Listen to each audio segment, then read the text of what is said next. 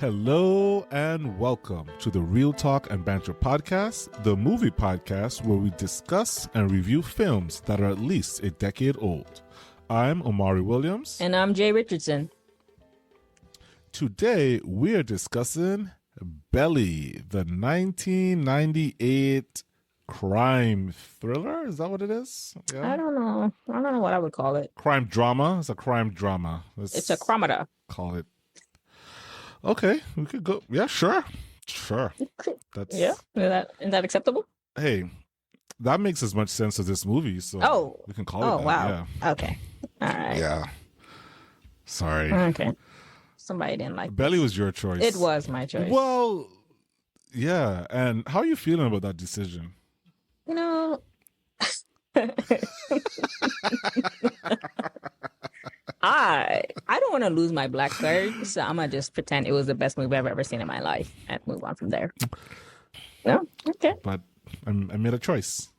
It was the wrong one, but I made it. All right. So when Bella, listen, this is one of the movies that, it's probably gonna have our listeners split a little bit. Some people think it's a classic. Some of you, aka Omari, think it's a mess.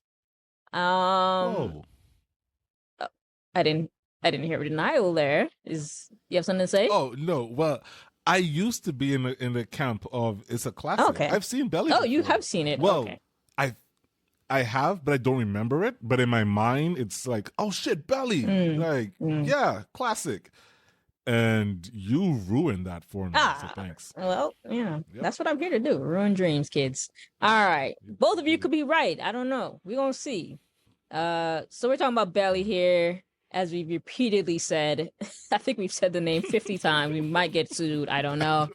But it's directed by Hype Williams, starring our guys DMX, rest in power, and Nas, Mr. Queenbridge himself. Come on now. I almost started singing Uchi Wally Wally, and I don't think that's appropriate. Oh, God. But it's not. I don't think anything we talk about here is really appropriate. So anyway, yeah. This is 18 plus podcast, folks. I can really feel us avoiding talking about this movie. We keep going all over the place. We are. Okay. I'm going to get into it. Okay. I'm pulling into it. All right. So, folks, this is not a perfect movie. But at the same time... Perfect? I said it's not a perfect movie. Yeah, but you skipped great, you skipped good, you skipped decent. Like, you went straight to not being perfect. Okay, it's not a perfect movie. Let's just ignore Omari. It's not a perfect movie, folks. Oh, God. But it is what some might consider, especially in the Black culture, a very influential movie. That kind of fell off a little bit. I haven't really heard anybody talking about Belly in a very long time. It was very big in the 90s, especially when it came out. I mean, you got big stars with DMX, Nas, Method Man is also in there, and then a bunch of other folks. Yeah. But if you came to watch a plot, if you came here for a plot, don't. This is not a plot worthy movie. This is just vibes, visuals, hella great music, and raw energy, I think. So this movie is kind of in its own lane. So Omari, let's talk about this. You kind of already hinted on it. So you did. So I actually have not seen Belly. I've never seen it before, or if I did, I must have been like super young and completely unbothered about it. So I don't remember anything about it. So I'm leading more on the side of I've never seen it. But you just said you did. So what happened there? What made it so great then? I don't know. Oh. I really don't know. I've been racking my brain to try and figure out why in my mind did I hold this movie in such high esteem. I cannot tell you because I don't remember any of these scenes. I don't remember the movie, so I must have been too young or something when I watched it as well. I remember I had the DVD, I remember having Belly, and I don't know, DMX is fucking awesome. He's so cool, Nas is cool.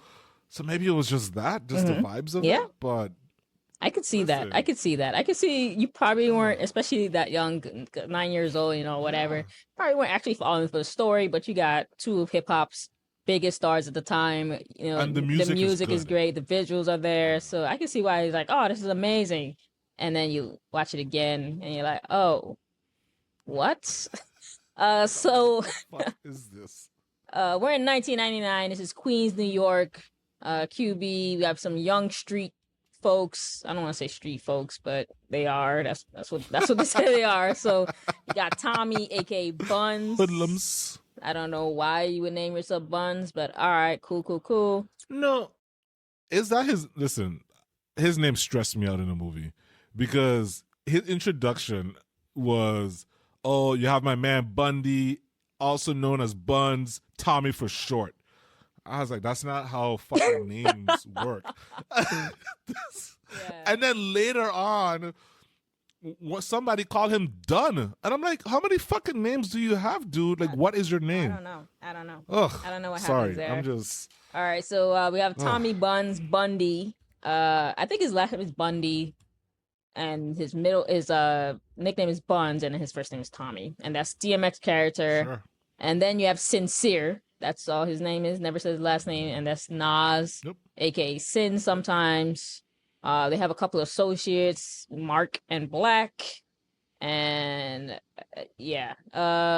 So the beginning of this movie, visually crazy. It's like you're in this long ass movie. Long ass music video, essentially. Fuck. That is my biggest fucking note on this movie. It's just a bunch of music videos stitched together. It's like a big music video. I mean, the beginning movie starts out with Back to Life, However Do You Want Me, which is a classic. Like, you cannot help but to vibe out to that. Awesome way to start a movie. Awesome, great way to suck you in, for sure. I was like, oh, okay. I was in it. Yep. I was hearing it in the background. Everything's kind of slow motion. And like, all right. So I was there. And then, yeah. That was it. That was about it. That was like level of excitement. That's the first died off of that. and last good thing I said about the movie holistically. I said this song is lit. Yeah. Good way to start. Yeah. Then I was like, why are their eyes glowing like this? And then I wrote, am I watching a music video? Like, is this movie going to start? Like, I got sucked out of it because they were so lenient so heavily on how awesome that song is. Yeah. And it took forever to drop the beat. Yeah. And then they finally did, and it was just, I don't know. It was just, fun fact, you know, this blew most of their budget on this opening scene. Oh, did they? I didn't see that. No, that would make sense though, because that's why it looks so much better than the rest of the movie. Okay, yeah, the rest of the movie was shot on a Nokia. Okay, it's very obvious. But yeah, the beginning scene was like, oh, okay, I got it.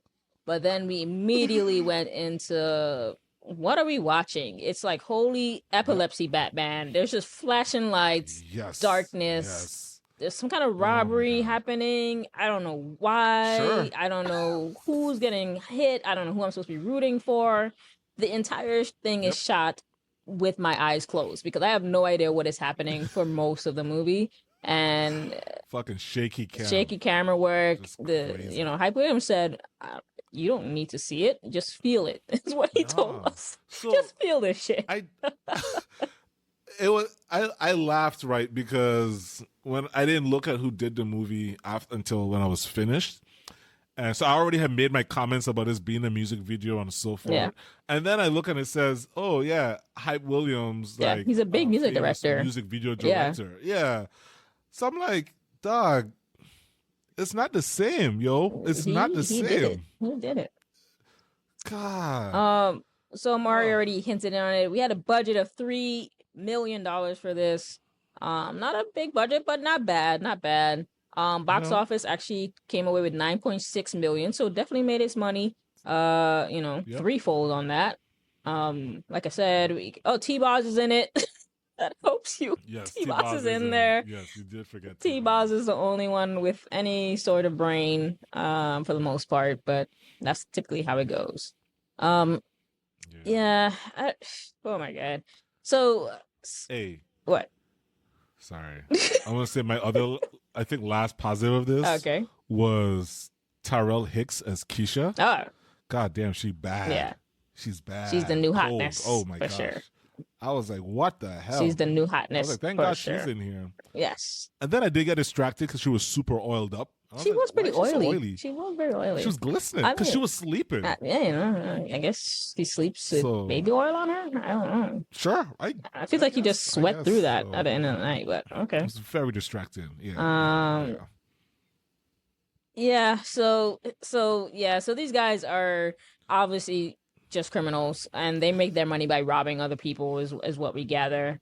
They get into this. They have a couple guys around them. None of them are very smart. It seems like after they do their robbery, they have to tell their one driver dude, "Hey, ditch the car," like 30 times. I'm like, obviously he's not gonna ditch the car. Like, why do you have people around you like this? Oh my God. Like, I was just, you know how I treated this movie? I was like, if I was a criminal, here's what I would do. And by the end of the movie, I was like, I feel like I'd be an all right criminal because I would do the opposite of everything you just did. I don't understand anything. It was bad. It was really bad decisions driven by ego and just like this weird untouchable. Like, they weren't even on that level yet. It was just like, they were just a bunch of like stick up boys kind of. Like, they don't have some big empire. No. I didn't get the sense that they had some. Well, I don't know, because Tommy's house was big as shit. Yeah, I don't know how the hell he got that. And it was weird. Yeah. His house, if you told me he was just squatting in someone's house, I would believe it, because I don't understand. Like, it was so big, and it doesn't seem like they were successful enough crooks for him to have, not only not successful, but not smart enough either to wash his money to have an investment like that. Right. And like all the artwork was weird on the walls. They were watching, what the fuck were they watching on TV? Did you figure that out? Did you look that up? No, I did not look up what, random white kids with their shirts off. Like, for a second, I thought we were about to be in a horror movie. Like, what is this? I didn't know what that was. And I was like, yeah, what is it? And they just kept watching it. No one changed the channel or popped in a different VHS. Listen. I don't know. I got to the 8-minute mark, right? And I said, shit, 8 minutes in, and I am worried. There's nothing really happening in this scene except for just showing off, I guess. Oh, we find out that Tommy is fucking some 16-year-old kid or letting her suck his dick? Yeah. Well, yes, we do find that out. What was that? I don't know what that was. Why was that included? I don't know why she had to be 16. But then the way she was talking and smoking, I was like, are you 16? But I was like, I mean... no, she's 37 years old, 100%. But I just don't why even include that in there? Yeah, I don't know why they gave him an underage. Whoever that actor was, she was definitely in her 20s. But what was the point of that? Yeah, I don't know why why they gave him an underage side chick. It could have been a regular aged side person because, Yeah. Super weird. It was kind of weird. That was weird. I kind of skipped over it, to be honest, because it just didn't make sense. It didn't add to the it didn't add to the movie. Yeah. It just was there. It was just there for shock value, I guess. You know what? Yeah. I actually do have a note later on that I didn't like the way Hype Williams portrayed women in this movie. It was terrible. It was really bad. It's really bad. So I think that kind of turned me off even more. So I just kind of skipped over. I'll be very honest.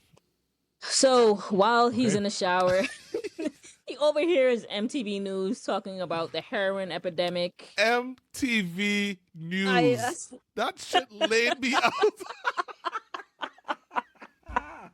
Oh my God. I have a note that MTV News does drug epidemic. They used to do like music related stuff, but I guess they decided to. Listen to me. I was like, not even in the 90s were people watching MTV for the fucking news. Listen. What?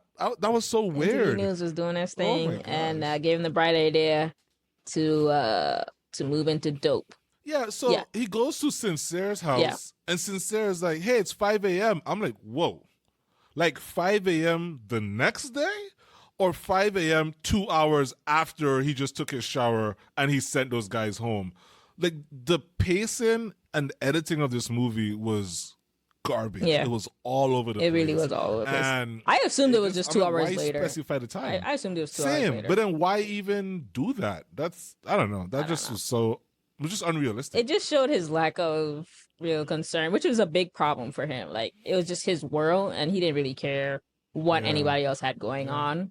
It was like, I have this big idea. You're my right-hand man. You need to know about it now and come outside. And I'm like, first of all, absolutely not.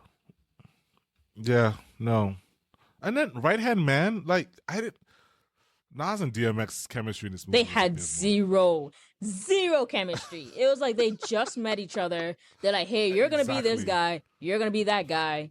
Go. Like, there was zero true chemistry. Half the time, I didn't even know what Sincere was doing. I didn't understand his purpose. I was like, no.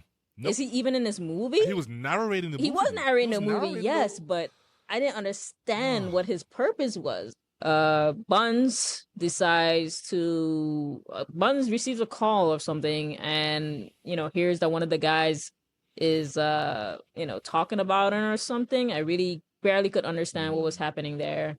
And then forces somehow, I don't know how this happens, I missed it even though I was staring at it, but starts forcing one of the men to strip down to nothing, bare ass. Oh, I rewinded that scene a bunch. Okay, because I don't know how we got from we were counting to the call to the stripping. Like, I know it happened, I saw it, but nothing told me that his reaction was justified.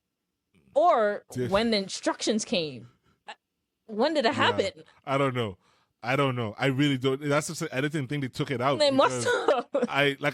I rewinded it like 3 times, I think, and I'm still confused. And then one of the times I rewinded it because did you peep that when they flipped the table, all the money was still on the table? Yeah, it was taped to the fucking table. I was like, what the fuck? It was glued. They must have knocked it off one time and they're like, I'm not picking this shit up again. And they just glued it on there and just kept the kept the last take or whatever. They literally flipped the table up and it just stuck to the table. And I was like, It's stuck to the table. Right. That's a nasty ass table. This is so distracting. Nasty ass table. Either way, so Buns makes this man strip down to his clothes, start shooting at his feet, and actual shooting. Yeah. I'm like, oh, so I guess no one's gonna call the police, whatever. Nope. And all I'm watching, all I'm thinking is, all he's doing is creating an enemy right here. Like, you can't embarrass a person like that and expect him not to come back for you later. Like, you have to kill him. That's all. I have to kill this guy. If I'm like that concerned, I have to kill him because I can't give you the opening that I just gave you. You can't bruise a man's ego like that in front of his friends and then be like, all right, we cool now. Like, it's not happening. I know. Put your clothes back on. Yeah, very good. My bad. Like, you can't do that. No. Like, all you do is creating enemies. Everywhere he went, he was just like creating enemies, and I didn't understand. Like, what's his... Around this point in time, I wrote that this movie is unhinged. It is unhinged. I can't follow what is going on. I couldn't follow it. And so I'm like, okay, I guess the point, if I'm forced to look at this holistically and try to pinpoint some type of arc for Buns, I guess they were trying to show us like how terrible of a person he was to kind of set up the ending, which he had a redemption arc at the end. Anyway, it was or whatever. Yeah. But I don't know. It's just it was not good. It was what they were doing with DMX with Buns. It was so erratic. Yeah. And, it was like he was on drugs the whole time, and they were just like, "Hey man, the world is yours," and he just ran with it. And I was like, "Okay." Like, if that was what it was, I would have liked to seen the movie be like, they were already on top, and they were already on top. They already had their stuff going. They already had their empire, and then they like maybe he started getting into heroin, and and he started taking heroin or other hardcore drugs, and then that downward spiral of being panicked and being obviously on drugs, being suspicious of everybody, and watching everything kind of break underneath him. Yeah, I would have watched that. Yeah. I think DMX could have gave us a great part of it. DMX is not a bad actor. Like, many of the many of the don't give me that sigh. Many of the movies he's been in, DMX is a very decent actor. Like, I don't know what the hell Nas was doing. Role. This was his first role. Okay. Well, and I that's why I sighed, because I was grappling with that as well, because I'm like, I need to rewatch like Cradle to the Grave or something, because I'm like, can DMX not act? I didn't realize how many movies DMX is in. He was doing a lot. Yeah. But this was his first role, and I think it's showing. Yeah. It's really... the bigger drug scene. There's a drug kingpin called Ox. I really I want a cool nickname, like an ox. I want like a horse or like a bison or saber-tooth You said a tiger. horse? Is what you said? Listen. Yeah. Why would you lead with horse? Saber-tooth tiger. Ali oxen free. Okay, yeah, something. we heard that. I don't know. But that's after you said a listen, horse. man. Damn. Listen, I want a cool nickname. Oh my gosh. All right. Well, I guess Omari's not getting it to me, so that's fine. Either way. But his name is Lennox. His name is Lennox, aka Ox. They got the ox from his name, Lennox. So like, let's see. Jay, Jill, Jalissa, Liz, Lizard. You're the lizard now. There you go, Lizard. If I could hang up, I swear to God I would. I swear to God I would. Fucking lizard. I can't even survive for real. Half the year I'm just dormant. I can't do anything. You know what? Oh shit. All right. Well, I tried. You did try. I asked for it, so I asked for it. So Buns is with Ox, trying to kind of broker some kind of deal. He immediately disrespects the man and asks him if he's scared. I'm like, Buns got some nuts on him, because I'm not rolling into no Kingpin's house and tell him he's scared to do business with him.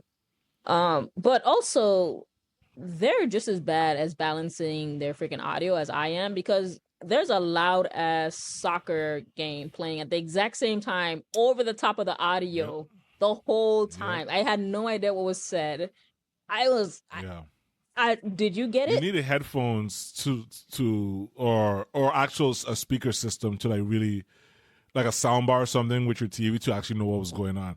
And it's not just that though, because they did it with the music too. There would be scenes where there's music and the music would be diegetic to the movie, like the characters can hear the music, but it's masking the dialogue and what's going on. And it's like, okay, this is a cool ass song, but again, this is not a music video, so I need to hear the fucking dialogue, the audio. Like, can I hear these people speak? And it happened a lot throughout this movie. You couldn't hear what was being said. I had to turn on my caption, and that's how I kind of like picked up on what was going on. But truthfully, I really if I couldn't read for whatever reason, I would have zero idea what was going on half the movie. The background music, the background things were just louder than the actual dialogue. I assume Ox eventually said yes, because then they started getting into business together. Speaking of songs, let me ask you this: what song stood out the most to you in this movie? Where you know, either popularity or you just like or whatever. Is there anyone that really helped to drive the scene for you? Drive the scene. So we talked about the opening song, like that's probably the real answer. Yeah, mine too. I didn't want to say it again, but it really is. I know, like that opening song was just perfect. There was one other one that stood out to me, and I wish I wrote it. I did not write it down. If it comes back to me, I will tell you. Okay. Sorry. After Buns gets back from talking to Ox again, he's kind of telling the plan to Sincere, which is again Nas's character. Nas is in another world, essentially. Saying, well, what's our purpose in here? What's our purpose on life? What are we trying to do? DMX or Buns is calling him a homo. He's like, what you thinking about? The purpose is to get money and die. Like, what are we talking about? And Nas is not on that at all. While they're running around, they're showing another potential enemy. This other, I guess, local drug dealer or whatever called Rico, who doesn't know how to eat a banana for some reason. Like, all the bananas all over his lips the entire time. It was distracting. I don't know why they kept that in. Did you notice that? Is that just me being weird? Like, I don't know why they did that. So, okay. I did notice he had the banana. I was like, what the fuck is going on here? I don't know why. Which is funny because usually in movies, they'll have them eating like an apple, which is weird. It's just like, you've noticed. Yeah. Like, yeah. I have an answer. Sorry for your previous question. It was Sister Nancy. Bam Bam. So back to Jamaica. Another great one. Okay. Yeah. Cool. Yeah. It was so distracting. Like, everything was so distracting, and it was so clunky. And damn it, I said I wanted to be invited to the cookout and I wasn't going to be bad on this, but I have to stay true to my art here. Not my art. It's not like I'm some freaking big time director or anything, but like, holy hell. Hey man, you're going to be big time. Thanks. It was bad. Like, all the dialogue was either too soft or clunky as hell. There's just things happening that doesn't make sense. There's a girl just dancing in front of them as they're talking, and I'm just staring at the girl like, is she part of the scene? Is she supposed to be there? Like, what? This extra just took over the scene and like, well, we don't have the money to take her out, so I guess she just go stand there. I don't understand. Oh my gosh. That's too funny. All while this is happening, they still have their drug empire they're trying to build. They're having very broad, very open conversations over house phones out in public, and I was like, so none of y'all thought to get a fucking burner phone? Like, why are y'all having these conversations just out like this? Like, what's happening? One dude called, I think it was Keisha, when he was looking for the buns, and was like, he said, "Oh, they probably got your phones tapped." And I was like, "So you think the phones are tapped?" And you called her? Call her talking about the crimes you guys have done. It was dumb. So I'm like, is this movie gonna shift into like we are like some undercover like snitching and stuff going on? And then it never really went that direction. It did go that direction because somebody, the whole thing started with somebody, which I don't know who that was. I don't know if that was Rico. Yeah. I thought it was Sincere for a second. I thought it was the knowledge person. I didn't know who the hell it was that called the FBI, ATF, and said, hey, there's guys running drugs in New York. So everything, my fault, listeners, everything kicked off when somebody, they never say who, calls the FBI and says, hey, they're running drugs. And then within like a day, they had apparently enough evidence to have a widespread warrant to attack several of the known places for these people, which it takes a while to collect evidence. It takes a while for a judge to sign off. Like, that's why people don't get pinched all day, every day. I was like, you have to build a case. That shit takes months. Okay. Yeah, so we already said it. Knowledge was kind of like, I guess, the second man in charge there. He tries to get in contact with Tommy. And I say, hey, with my bill money, I need to get out of here. Tommy says, you're on your own, whatever. I think he's kind of upset because of the instance where he called Keisha while who's already in trouble. And that kind of what led them to Keisha and Tommy. So maybe that was kind of like a payback thing for that. But again, you have to know the people you're around, and you can't leave people out in the wind because they have too much information. You are too brazen with your shit. Like, you either have to help him or you have to kill him. Like, you can't leave him and be like, well, fuck you. Like, that doesn't work in this world. Like, they're horrible criminals. Like, there's criminals. He was not good at it. He was just not good at it. He was just like he was like begging to be caught. And I was like, why?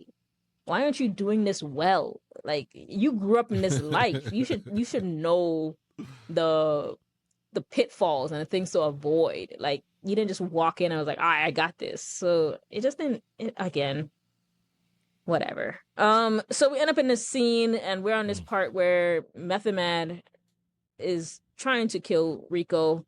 I guess Rico's onto him because all of a sudden Method Man has double vision. I don't know when he drugged Method Man's drink. Oh, I saw it. Oh, I missed it. Okay. It was literally, they were literally standing right next to each other when they're in the club.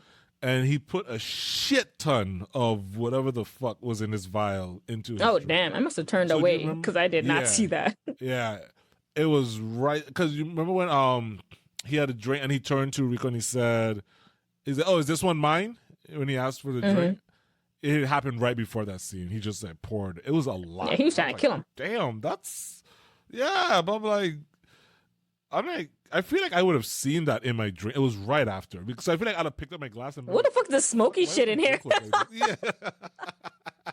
DMX goes to jail, or I'm sorry, Buns goes to jail. Buns is DMX. You're gonna hear me flip back and forth because who cares? Yeah. Sincere again is clean in all this. He's just I don't know what he's doing. He's gone most of the time. So after this happens, What? The confusion with Sincere stuff, this interaction here trips me up because he gets arrested and Sincere gets a call from the jail, the prison, and it says, would you accept this call from Tommy? And he says, yeah, cool. He answers the phone. Who is this? He's like, hey, yo, what's up? Oh, this Buns? I don't fuck with you no more. Come on, man. You know you my nigga. Yeah, I got you. I was like, what is going on here? He went from, I don't know who this is. So I was like, are they trying to speak in code to be like, at first I was like, maybe they're trying to speak in code. And then I was like, no, Omari, this is just a shitty written dialogue. That's all this is. There's nothing smart about this or creative. It's dumb. It made no sense. I don't know. Did you pick that up too, or? No, I did pick that up, but I thought that they were speaking in code because, I guess because Sincere is somehow cleaning all this right now. So I thought maybe they didn't want, each other to be known that they're affiliating. But then he straight up said, can you come bail me out? So it starts off like they're in code, but then they drop the code, I feel like, halfway through the conversation. That's fair. It could be trash. I'm going to give them the benefit of the doubt and say that they were trying to be somewhat coded and try to leave him out of it. Because right now, everybody else is pinched or dead. I don't know why I keep saying pinched like I'm some fucking 60s gangster, but they're either in jail or dead right now, so I'm gonna assume they were trying to keep him out of jail as well because he's the only person on the outside. But yes, if you take it if you balloon out and just list it apart, it makes no sense. I don't know who you are, I don't fuck with you, but I got you, whatever you need. And I'm like, oh, so I do fuck with you because I'm now giving you something that you need. Okay, whatever. Yeah. Ox is still alive at this point in the movie. Barely though. They finally learned that he's the one who orchestrated Sosa's death, and they come for him.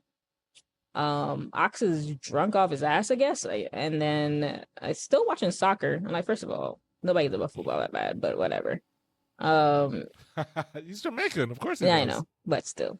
Either way, he jumped off his ass. He happens to fall down and land on his camera thing that sees like several shadowy figures coming towards him. So he gets some kind of automatic weapon, and you guys can see Omari's face right now. Oh my god. Listen. Yeah, go for it. I'm like, there were like 8 to 12 dudes. I think it was like an AK-47 he had, right? Yeah. But there were like 12 dudes sneaking into this man's house. I'm sorry. How are you that bad at sneaking up on someone? I don't care that he has cameras, right? Like right now, you're in your home. We're not giving anyone any ideas, right? But if somebody tried to sneak up on me right now, it's over. Not someone. Yeah. A small militia tries to sneak up on me with weapons. I'm done. Yeah. So the fact that they blew that whole thing was very baffling. And then it kind of felt like they told because that was Rankin, right, who was playing Ox. It felt like they just said to him, "Hey man, speak Jamaican."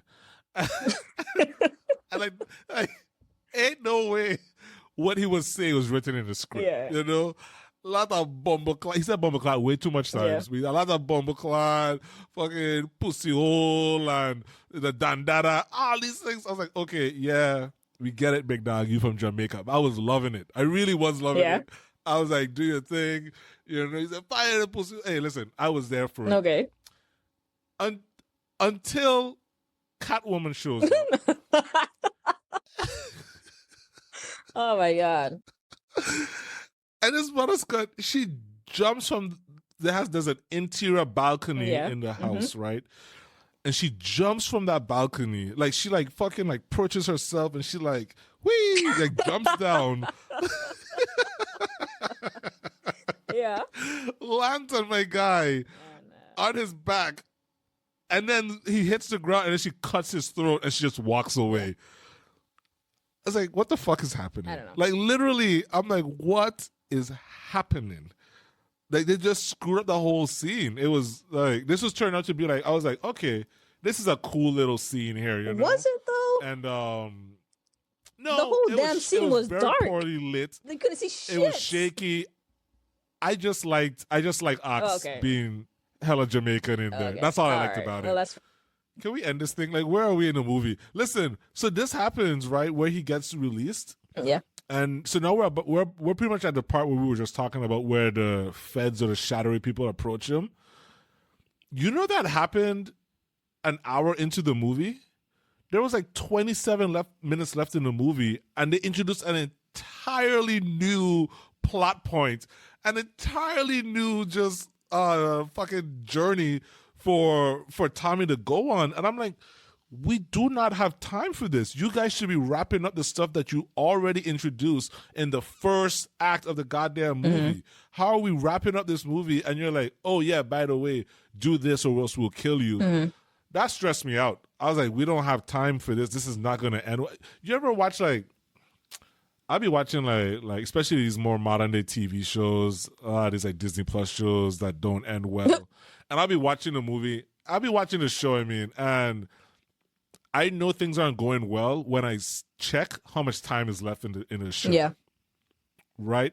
Because at a certain point in time, you're like, all right, so coming into this, we had 44 minutes to do this. We are at the 32-minute mark, and it's like, you still have all these things to talk about and to cover. Ain't no way in hell we're gonna not realistically. This is gonna have a satisfying ending, right? You know. So when they introduced that at like an hour and maybe 10 minutes into the movie, with like 20-something minutes left, I was like, all right, let me just buckle in here and see what the fuck they're about to do for the next 20 minutes of this movie. And my gosh, yeah, I don't know. Yeah, it didn't make sense.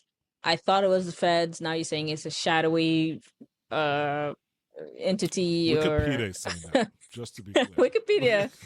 I thought it was a feds too. But either one doesn't make any sense. But that's not how feds operate. No. Though. That's not how. That even in a fictional world, like you're not just gonna have federal agents come to you. Like I don't know. That's just all right, yeah. Whatever. I mean, it's 90s. It's kind of crooked. So maybe. Sure. Maybe. But I didn't think that they were asking him. At first, I thought they were asking him to kill the minister. He said, "Who do you want me to blast?" Right, he did say that. Oh, well, to this agent. I was like, oh, so can we get him for conspiracy to murder right now? Because it looked like he was ready to go for that. But yeah, but then didn't he say the words "take him out"? He did say take him out. But then, like I said, when he was on the phone or in the car with him, it sounded like he said, oh, we need you to plant the drugs. So I was like, oh, so just want to get him in trouble and like discredit him. Okay, whatever. But then, he showed up with a gun to the man's face. I think it was both. I think it was put the drugs there, kill him, so it looks like... Oh, I mean, it could be both. It could be both. He was... wrapped up in some drug shit and got killed. That's fair. That's what I think. That's fair. Yeah. So we're at the end. Let's just get to the end. So, go for it. Yeah, You're going to say something. No, do it. So the minister... So we're face to face with the minister. Sincere and T-Boz decided to go to Africa, I guess. So... they're out. Since the Buns is here with the minister, he's kind of turning his life around, I guess. I don't know. He has a gun to his face. The minister tells him he was expecting him, but he sent all his bodyguards away because he wants to have a face-to-face conversation with him. The minister asked him that if he knows he's part of God's plan, and he tells Buns that God will overcome all this evil.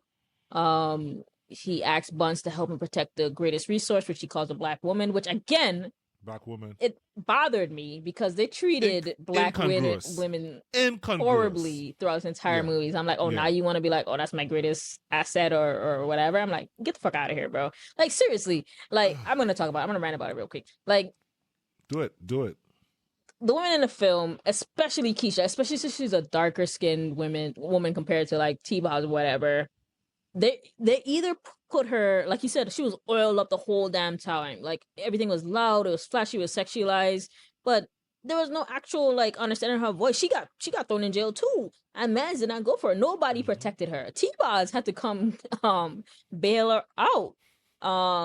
Like at the end she's attacked for she's attacked for reasons. Yeah, she's attacked by Method Man's character. But Method Man first approached T-Boz's character, which her name was T. I was like, oh, very, very subtle, guys. So her name was T, Tian, I think, but they called her T. Yeah. They were like 6 men deep in her house. She's like, get out. They were like, all right. They left. I was like, oh, okay.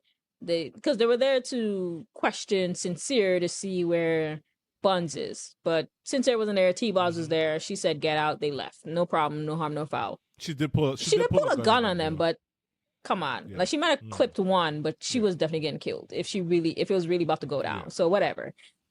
True. Method Man's character decides that they know where Keisha is and they're gonna get it one way or another. So Method Man by himself comes to Keisha.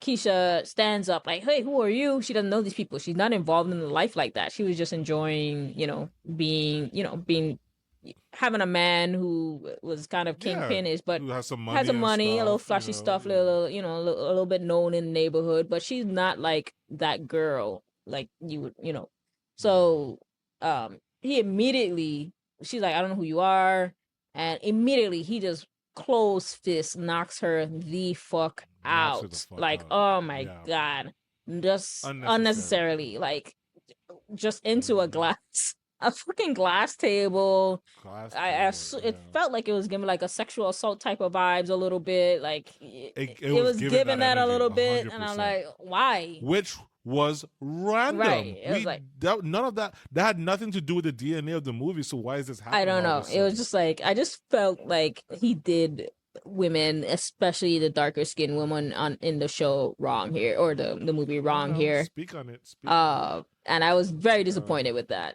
I like, come on, bro. Like, come on. So yeah, shame on you, Hype Williams. Shame on you. But let's get back to the end so we can get the hell out of here. The minister is saying all these things. He wants to stop violence. He wants to choose light over darkness. And that's the end of the movie, folks. Well, okay, hold on. Okay. Okay. You know what? Like, you're being funny, but that is practically how abruptly the movie fucking ended. Like, you're not even that way off base, right? So, and I two things I want to touch on, right?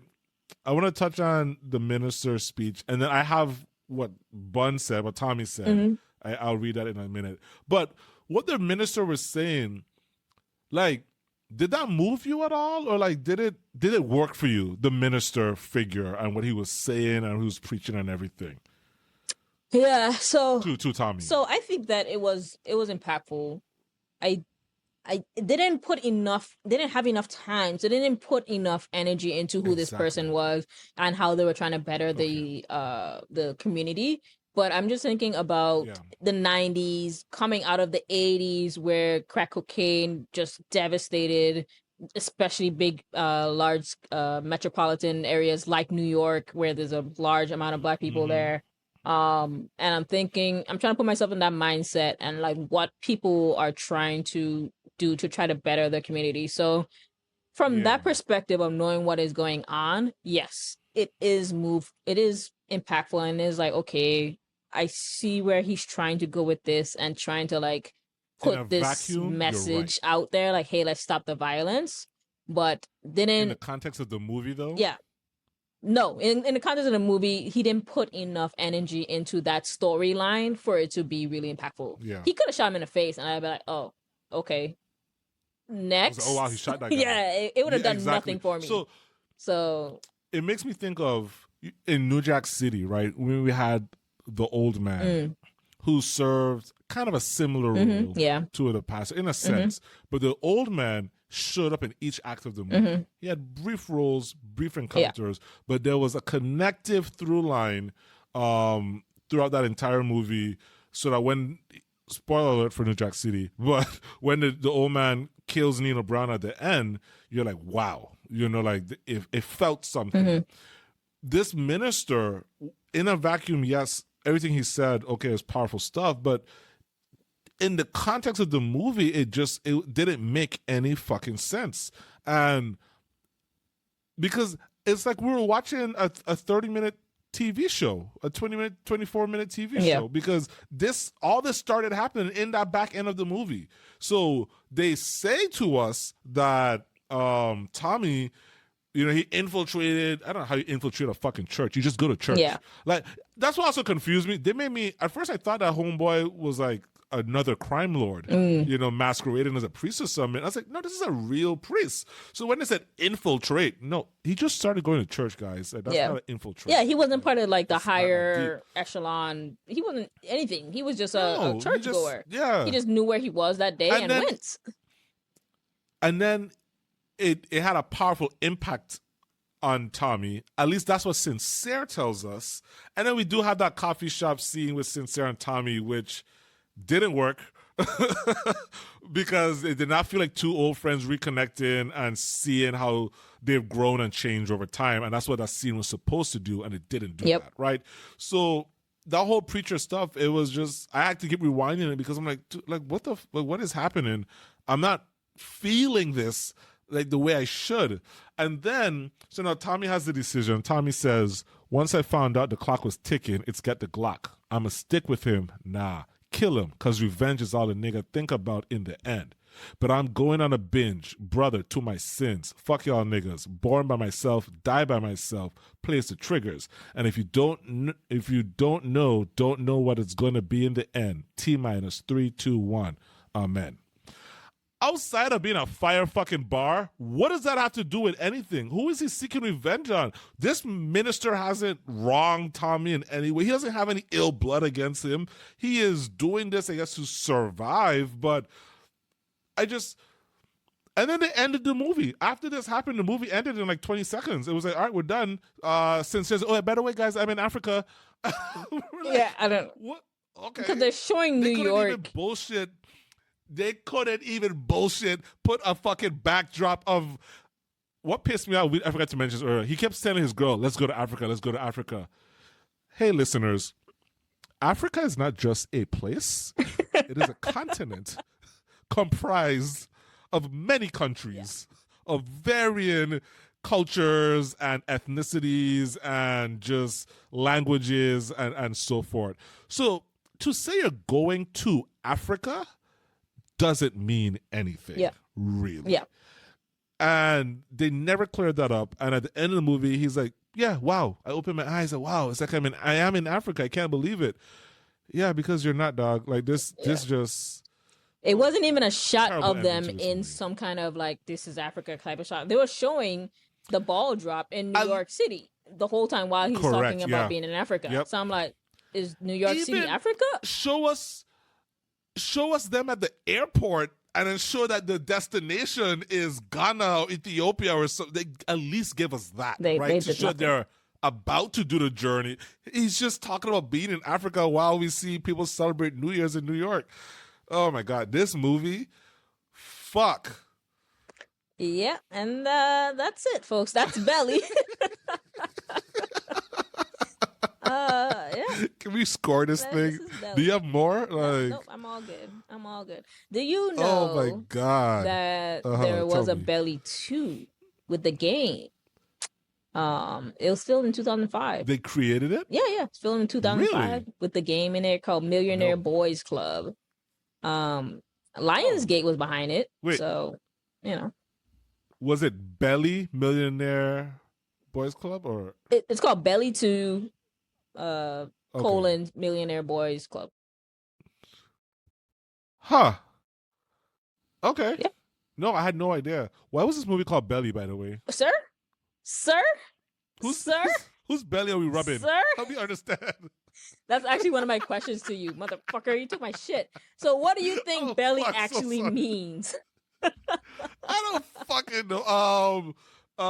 In the belly of the beast, I guess, is like the only thing in my mind, but it didn't that's such an artistic name for what was not a very artistic movie. Yeah. Like, no, it wasn't. You're just being cute at this Yeah, point. there was nothing tying anything to anything. There was nothing that was very obvious. This is why it's called a belly. This is why, like, if there was like a street or a project called the belly and they were from it or something, and I was like, okay, I see where it's coming. I see where the hunger is coming from. Where it's nothing. It was just belly, and I was like, all right, obviously this is like, a belly of the beast type thing. So okay, we could kind of go there. Even thematically and metaphorically, it still doesn't work for what actually happens in the movie. Yeah, no, it doesn't. Like, the movie is all about money and like some kind of hunger for power in some way.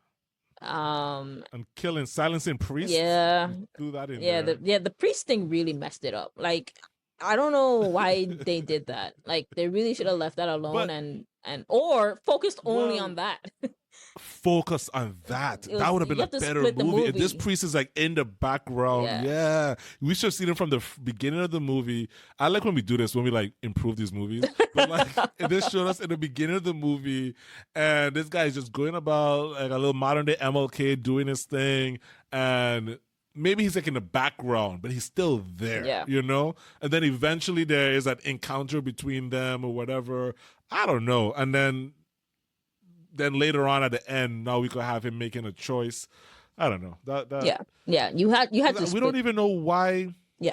Why did the people, the feds or the whoever, why did they want this guy killed? We don't even know that.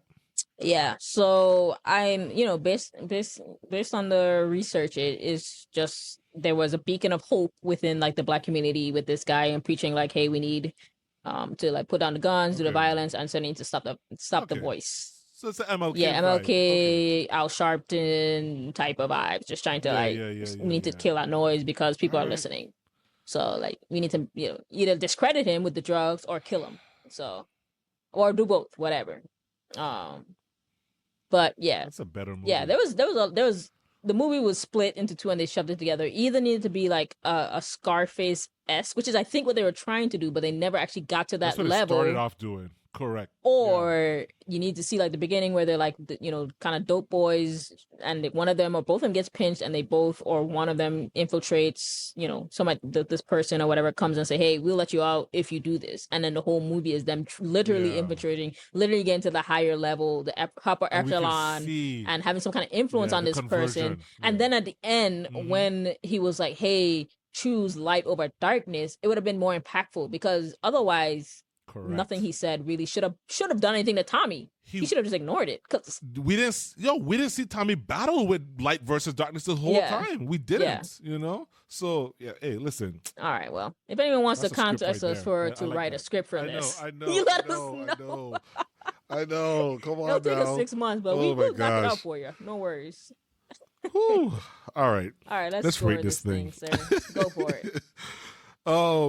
For any newcomers, we rate our movies based on 5 categories: plot and writing, acting, casting, production, cinematography, music and sound, and then cultural impact. Everything is rated on a scale of 1 to 10. Jill, what do you got for plot and writing? Plot and writing, we got a 2 for this one.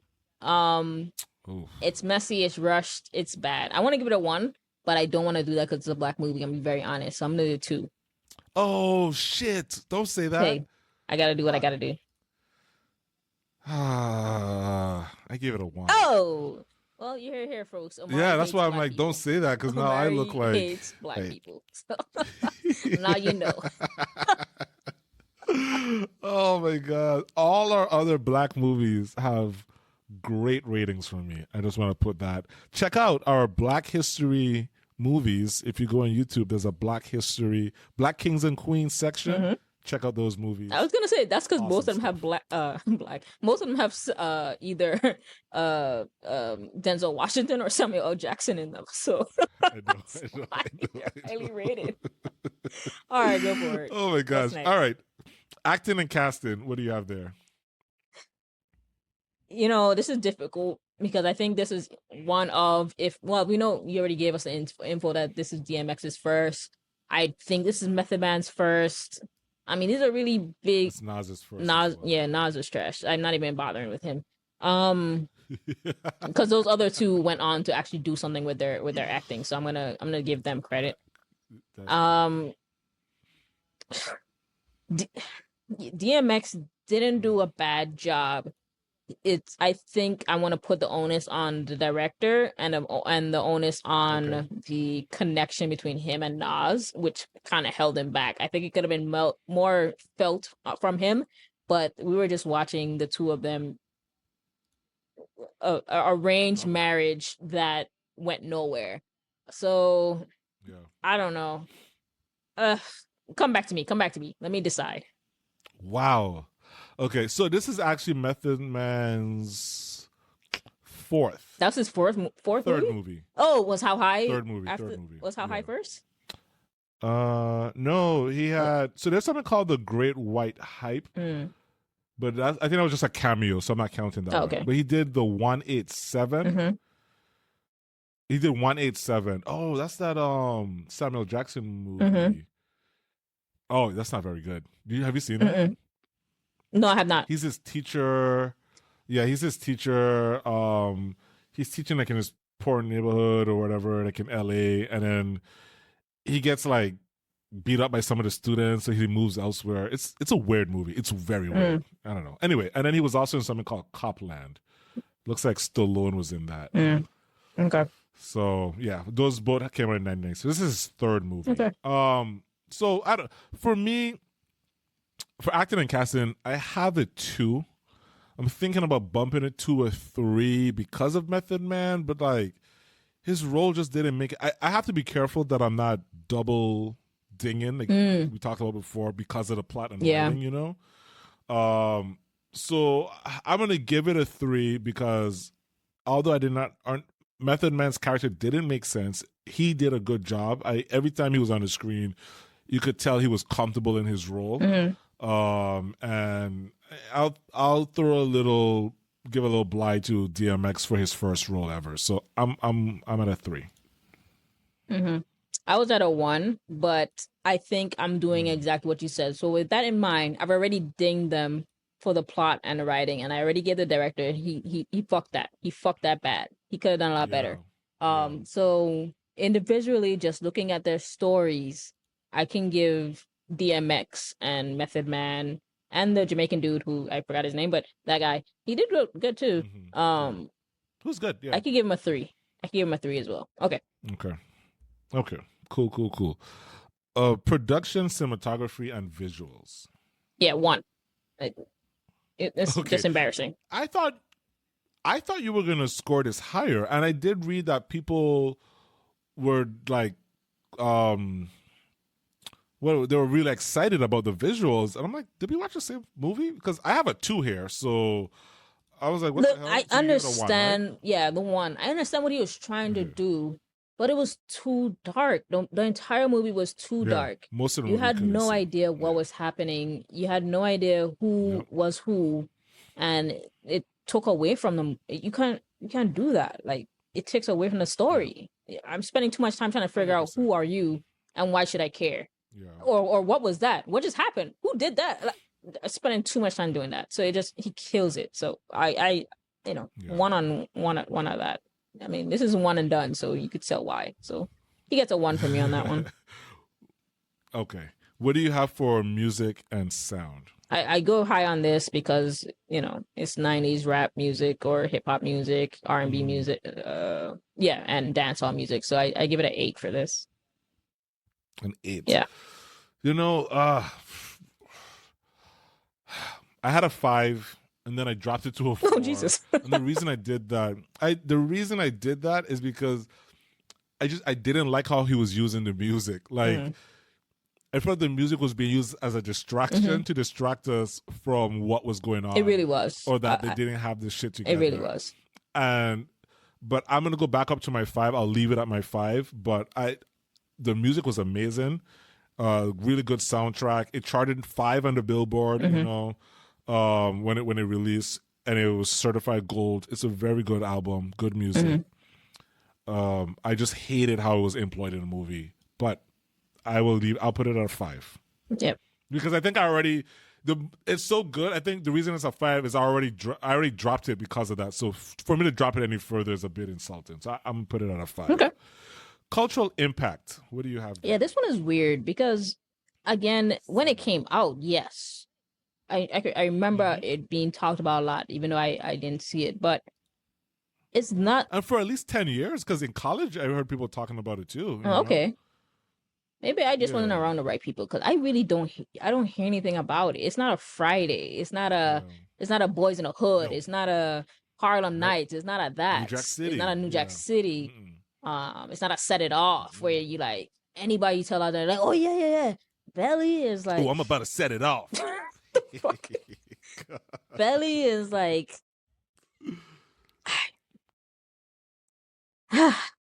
I'm scoring off the top of my dome because I didn't score. So I'm gonna go with a 5 because I know it's important, but it's not on that level of like other Black movies that are equally or not equally or what we consider like important. So I'll give it a 5.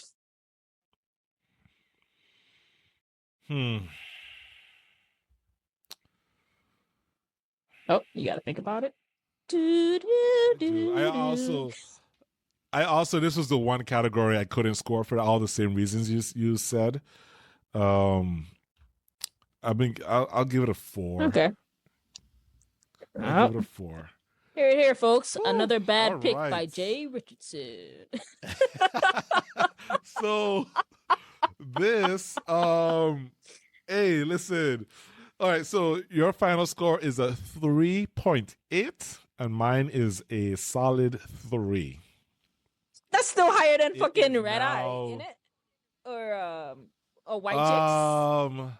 Yep, I had fun watching Red Eye though. Yeah, that's what I'm saying. I did not have fun watching this movie. This is not on that level. I think the music really pushed it up because it's not above White Chicks or Red Eye for me. But no. So you do have it higher than White Chicks. Yeah. Because your music, you dragged your score. Yeah. That's 3.8 because White Chicks, we both have a 3.6. Yeah. Yeah. Fine. So, whatever. It's fine. You can adjust it if you want. But yeah, mine's is only a 3 because I gave them points for the cultural impact. I'm not even convinced of that 4 because mine was about to be like a 2.8 or a 2.6 or something. I just felt bad having a Black movie rate that low. So yeah, this is our lowest rated movie, I guess. The other thing I didn't give, even though the spoken word in the beginning and at the end, it was great. It was nice. It just didn't add anything to the actual movie. It was like because weird. Nas and DMX, they both have amazing voices. Yeah, like they're great MCs. And they're great MCs, so great writers. Yeah, so the times when it was just Nas spitting something or DMX like that closing line, it was cool, but it had nothing to do with what we were watching. Yeah. So this is my most disappointing movie that we've done. I had high hopes for Belly, and I feel like before we watched this movie, I would have assumed my score would have been like in the 6 or like a 7 range or something. And it's way below. Yeah. So. Me too. I thought it was like I've never seen it, so I thought it was gonna be one of the higher movies, and then I'm like trying to be like, okay, don't just rate it high because it's Black, like be better. So I'm like, all right, correct. But yeah. I have a note. I just have notes and notes of what is this? What is happening? So like same. There was one part where I think it was when the feds or whoever were telling Buns what to do, and it was like, do you understand? And he said, yeah, I understand. I started typing. I said, no, wait, I don't understand any of this. Like, I really, like, actually, no, I don't. I'm so confused. Oh my gosh. All right. Well, yeah, that'll do it for that will do it for our real talk and banter on Belly. To connect with us, to give us some feedback, or just say hello, email us at realtalkbanter@gmail.com. That's REEL talkbanter@gmail.com. Thanks for listening. T-1. Damn, it's T-3, 2, 1, ain't it? Aw, man. Wait, aw, man, amen. Which way we go? I don't know. I like aw, man. Bye.